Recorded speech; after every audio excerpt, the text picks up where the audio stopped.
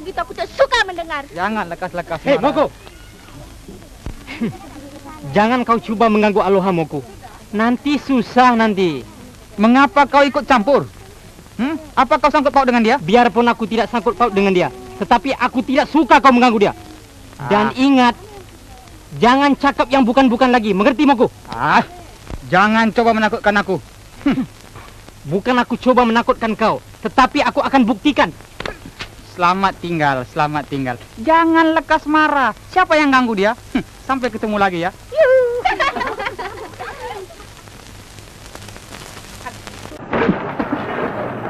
Sudahlah, dituduh pula penipu. Nasib badan. Kau ni sakit hati apa, Sal? Aku tipu harap bapak kau. Kalau dia bapak aku tak payah susah-susah begini minta kerja. Tahu tak? Sekarang tahanlah. Selai pinggang tinggal. Buat bungkusan pula.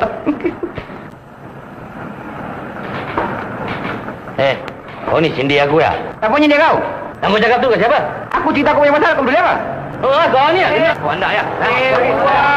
Dia cakap dia punya pasal, dia sakit hati pula. Pula, apa lagi? Ini kepala bapak dia, ini kepala bapak kau. Kalau berani pijak lah. Apa lagi tu? Pandai. Oh, jangan kacang. Itu kepala bapak aku. Ya. Yang ini kepala bapak dia. Ya. Kepala bapak kau mana? Tak ada. Ini kepala bapak kau. Ya. Jangan ada. Batu api kau. Engkau pun sama. Itulah Cik Tina.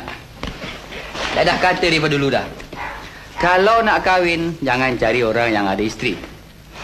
Cinta tu tak penuh. 40 buat isteri, 40 buat anak, tinggal 20 buat Cik Tina. Kalau cari orang bujang macam saya,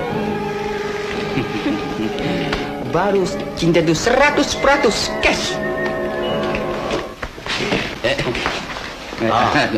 Kau datang kemari nak merusakkan rumah tangga aku ya, Soan?